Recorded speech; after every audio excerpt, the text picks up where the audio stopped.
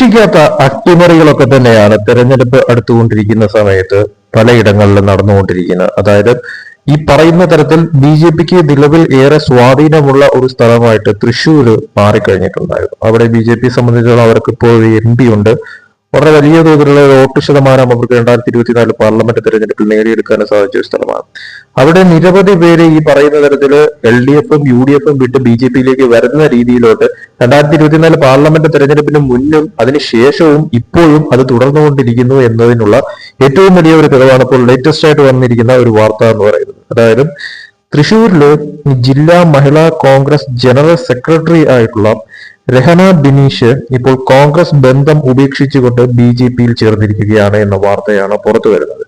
അതായത് നിലവിൽ തൃശ്ശൂർ പോലുള്ള ഒരു സ്ഥലത്ത് തെരഞ്ഞെടുപ്പ് അടുത്തു വന്നിരിക്കുന്ന സമയത്ത് തീർച്ചയായിട്ടും കോൺഗ്രസിൽ നിന്നുള്ള കൊഴിഞ്ഞുപോക്കലുകളൊക്കെ തന്നെ അത് കോൺഗ്രസിനെ വളരെ നല്ല രീതിയിൽ ബാധിക്കും എന്ന കാര്യത്തിൽ യാതൊരു സംശയവുമില്ല. അതോടൊപ്പം തന്നെ ബി ജെ പിയെ സംബന്ധിച്ചിടത്തോളം തൃശ്ശൂരിൽ ലക്ഷ്യം വയ്ക്കുന്ന ഒരു സീറ്റായിട്ട് ഇപ്പോൾ വരുന്ന തദ്ദേശ തെരഞ്ഞെടുപ്പ്, അതോടൊപ്പം തന്നെ അത് കഴിഞ്ഞ് വരുന്ന നിയമസഭാ തെരഞ്ഞെടുപ്പിലൊക്കെ തന്നെ മാറിയിരിക്കുന്ന സിറ്റുവേഷനിൽ അവിടെ ഈ പറയുന്ന തരത്തില് വലതുപക്ഷത്തിൽ നിന്നും ഇടതുപക്ഷത്തിൽ നിന്നും ഒക്കെ തന്നെയുള്ള കൊഴിഞ്ഞുപോക്കലുകൾ വളരെ വലിയ രീതിയിലുള്ള തിരിച്ചടിയിലേക്ക് കാര്യങ്ങൾ ഇടതുപക്ഷത്തിനും വലതുപക്ഷത്തിനും മാറുമോ എന്നുള്ളത് ഏറ്റവും വലിയൊരു ചോദ്യമായി നിലനിൽക്കുന്ന സമയത്ത് തന്നെയാണ് ഇപ്പോൾ ഈ ഒരു കൊഴിഞ്ഞുപോക്കലുകളൊക്കെ തന്നെ കോൺഗ്രസിൽ നിന്നും കമ്മ്യൂണിസ്റ്റ് പാർട്ടിയിൽ നിന്നും ഒക്കെ തന്നെ ഉണ്ടായിക്കൊണ്ടിരിക്കുന്നത്. അതിൽ ഇപ്പോൾ ലേറ്റസ്റ്റ് ആയിട്ട് വന്നതാണ് തൃശൂർ ജില്ലാ മഹിളാ കോൺഗ്രസ് ജനറൽ സെക്രട്ടറി ആയിട്ടുള്ള രഹന ബിനീഷ് കോൺഗ്രസ് ബന്ധം പൂർണ്ണമായും ഉപേക്ഷിച്ചുകൊണ്ട് ഇപ്പോൾ ബി ജെ പിയിൽ ചേർന്നിരിക്കുന്നു എന്നുള്ള വാർത്ത.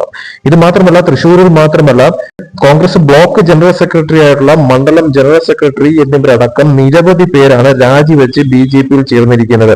അതായത് കോഴിക്കോടാണ് ഇതിപ്പോൾ നടന്നിരിക്കുന്നത്. കോഴിക്കോടും ഇപ്പോൾ കോൺഗ്രസിൽ നിന്നും നിരവധി വനിതാ നേതാക്കൾ ഇപ്പോൾ കോൺഗ്രസ് വിട്ടുകൊണ്ട് ബി ജെ പിയിലേക്ക് എത്തിയിരിക്കുകയാണ്. അതിൽ ഏറ്റവും എടുത്തു പറയാനുള്ള തൃശ്ശൂരിൽ നടന്ന ഈ ഒരു കാര്യം തന്നെയാണ്. മഹിളാ കോൺഗ്രസ് ജനറൽ സെക്രട്ടറി ആയിട്ടുള്ള വ്യക്തി ഇപ്പോൾ ബി ജെ പിയിൽ ചേർന്നിരിക്കുന്നു എന്ന വാർത്ത. തീർച്ചയായിട്ടും വരുന്ന തെരഞ്ഞെടുപ്പിൽ അതിനിർണായകമായിട്ട് കാണുന്ന ഒരു സ്ഥലമാണ് തൃശ്ശൂർ എന്ന് പറയുന്നത്. അപ്പോൾ ആ ഒരു സ്ഥലത്ത് സംഭവിക്കുന്ന ഓരോ മാറ്റവും അത് കോൺഗ്രസിനെ സംബന്ധിച്ചിടത്തോളമായാലും അതോടൊപ്പം തന്നെ ഇടതുപക്ഷത്തെ സംബന്ധിച്ചിടത്തോളമായാലും വളരെ അധികം പ്രശ്നമുണ്ടാക്കുന്ന ഒരു കാര്യമായി മാറും. അതിനോടൊപ്പം തന്നെ ഇപ്പോൾ കൊഴിഞ്ഞുപോക്കലുകളൊക്കെ തന്നെ ഈ പറയുന്ന തരത്തിൽ നേതാക്കൾ മാത്രമല്ല പ്രവർത്തകർ ഉൾപ്പെടെ പലരും ഈ പറയുന്ന രീതിയിൽ കോൺഗ്രസും കമ്മ്യൂണിസ്റ്റ് പാർട്ടിയും വിട്ടുകൊണ്ട് തൃശ്ശൂരിൽ ബി ജെ പിയിലേക്ക് എത്തുന്ന തരത്തിലോട്ട് കാര്യങ്ങൾ മാറുന്നു. അതും ഈ തെരഞ്ഞെടുപ്പുകൾ പടിവാതിൽക്ക് എത്തി നിൽക്കുന്ന സമയത്തുള്ള കൊഴിഞ്ഞുപോക്കലുകൾ ഒക്കെ തന്നെ അത് നല്ല രീതിക്ക് പാർട്ടികളെ ബാധിക്കുന്ന തരത്തിലോട്ട് ചിലപ്പോൾ കാര്യങ്ങൾ മാറിയെന്ന് വരാം. അതുകൊണ്ട് തന്നെയും തീർച്ചയായിട്ടും വരുന്ന തെരഞ്ഞെടുപ്പുകൾ